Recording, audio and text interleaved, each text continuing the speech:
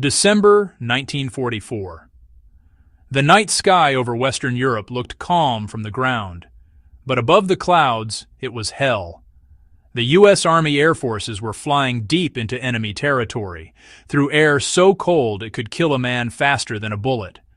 Every mission began the same way: the rumble of engines, the sting of cold air, and the quiet thought in every soldier's mind, "Will I make it back tonight?"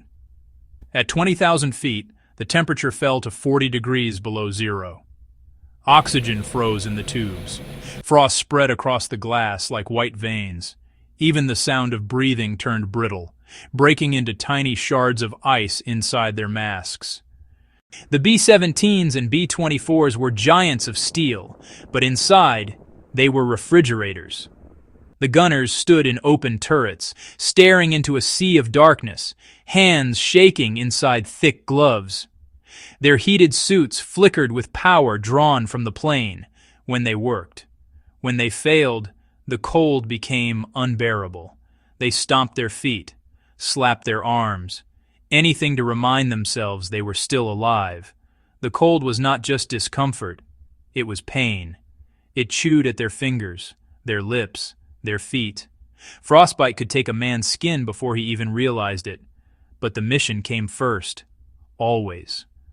Pilots and navigators fought their own kind of storm. Instruments froze, windows iced over until the world outside vanished.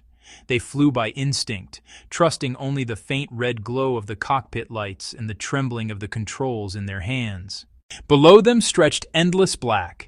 The forests of France, the white fields of Belgium, no towns, no lights, only shadows, and the knowledge that somewhere below, anti-aircraft guns were waiting. When the flak started, it came without warning. Black bursts lit the sky like fireworks of death. Metal fragments slammed into the wings, tearing through the fuselage with deafening thuds. Each explosion felt closer than the last. Men flinched but stayed focused, hands frozen, hearts racing, eyes locked on their instruments. Then came the night fighters. German interceptors cut through the clouds, unseen until it was too late.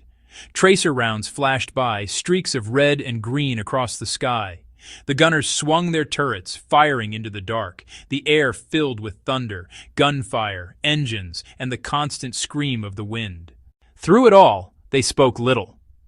The intercom crackled with short, clipped words: altitude, bearing, contact.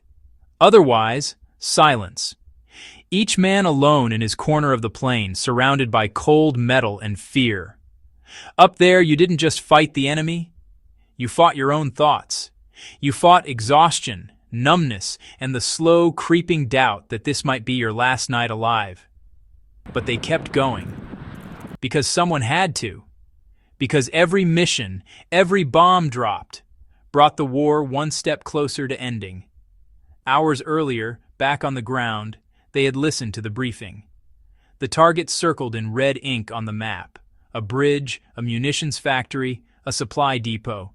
The officers gave the weather reports: heavy clouds, freezing temperatures, high winds. Then the final words: "Good luck, gentlemen." And that was that. They walked out into the night, boots crunching through snow. The air was so cold it burned their lungs. Ground crews moved around them like ghosts, loading bombs, checking engines, wiping frost from the wings. The smell of oil and fuel filled the air. When the engines roared to life, the vibration shook the ground.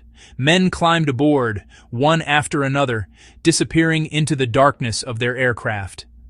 The moment the wheels left the runway, the world below faded, replaced by clouds, wind, and the haunting hum of flight. Inside, frost formed on every surface. The guns froze if they weren't cleaned with alcohol before takeoff. The ink in their pens solidified, so they wrote with pencils instead. Even the chocolate bars they carried turned to rock.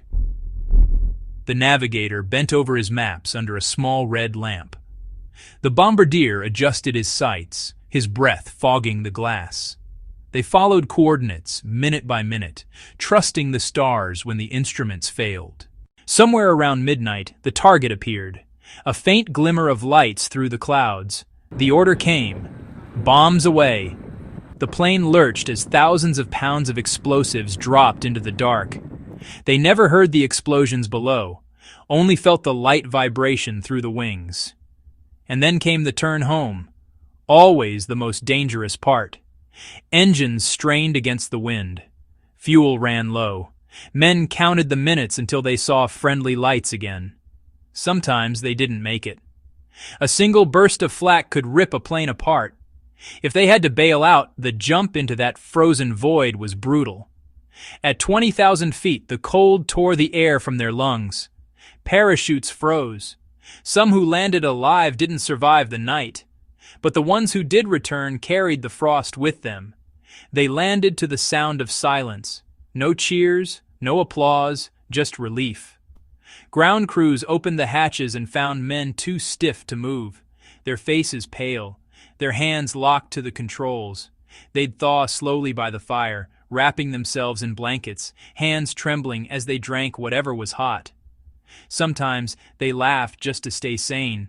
Other times they said nothing at all. And the next night, they went again. Same planes, same cold, same fear. They didn't think of themselves as heroes, just men doing what had to be done. What made them remarkable wasn't the missions they flew, it was that they kept flying. In conditions no human body was built to survive, they endured. They learned small tricks to beat the cold. A sock stuffed inside a glove, a scarf tucked under the oxygen mask, a hand warmer hidden near the heart. Tiny acts of defiance against an enemy they couldn't see, the cold itself. And somehow, that defiance kept them alive. Years later, when those men grew old, they still remembered.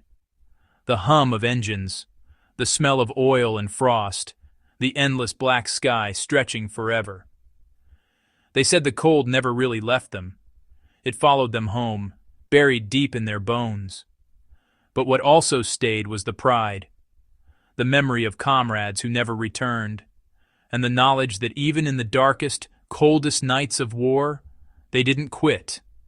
They endured the cold, the fear, and the silence. And they won. Not just the mission, not just the war, but the right to say they survived when the world was frozen. They were more than soldiers. They were frost and fire, young men who took to the sky and refused to fall.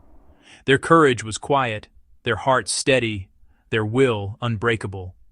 This was how American soldiers survived the cold night bombing missions on the Western Front, through sheer will, through brotherhood, through the kind of courage that doesn't melt, even when the world around you turns to ice.